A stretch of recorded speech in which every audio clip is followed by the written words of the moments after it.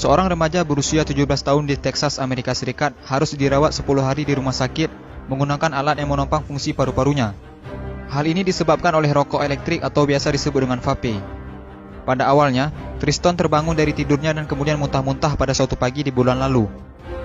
Ia juga mengalami penurunan berat badan drastis yang tidak jelas penyebabnya, demam dan kemudian kelelahan.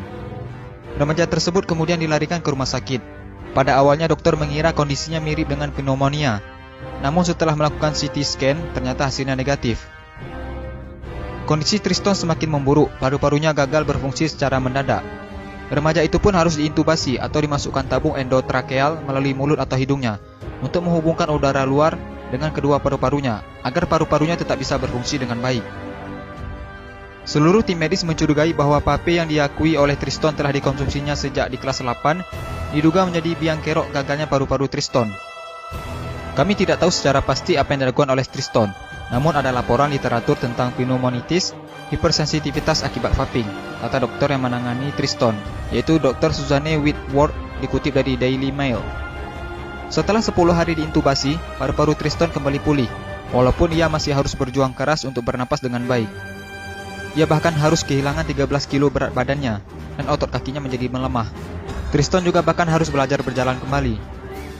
Saya benar-benar diberi kesempatan kedua oleh Tuhan. Dan segera setelah saya bangun dari koma itu, saya tahu apa yang ingin saya lakukan.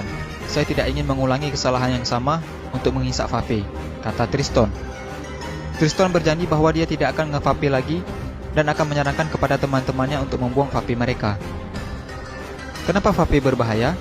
Kepala Badan Pengawas Obat dan Makanan atau BPOM Penny Dukito menyebutkan akan segera mengusulkan larangan penggunaan vape atau rokok elektrik. Hal ini bisa diwujudkan salah satunya melalui revisi PP nomor 109 tahun 2012. Penny mengungkapkan ada beberapa fakta ilmiah yang telah ditemukan BPOM sekaligus menjadi dasar usulan pelarangan tersebut. Ditemukan senyawa kimia di dalam vape mulai dari nikotin, propilen glikol, perisa logam karbonil tobacco spesifik nitrosamines, hingga dietilen glikol. Nikotin sangat berbahaya karena berbagai penelitian juga melihat efek nikotin terhadap otak bisa menyebabkan kanker dan kecanduan. Propilen glikol juga sangat berbahaya karena jika dikonsumsi secara terus-menerus dapat menyebabkan gagal ginjal. Menurut laporan yang dipublikasikan dalam jurnal Investigate Medicine High Impact Case Reports tahun 2015. Memang vape tidak langsung memberikan dampak buruk bagi kesehatan. Sama seperti rokok, banyak orang yang tetap bisa sehat walaupun merokok.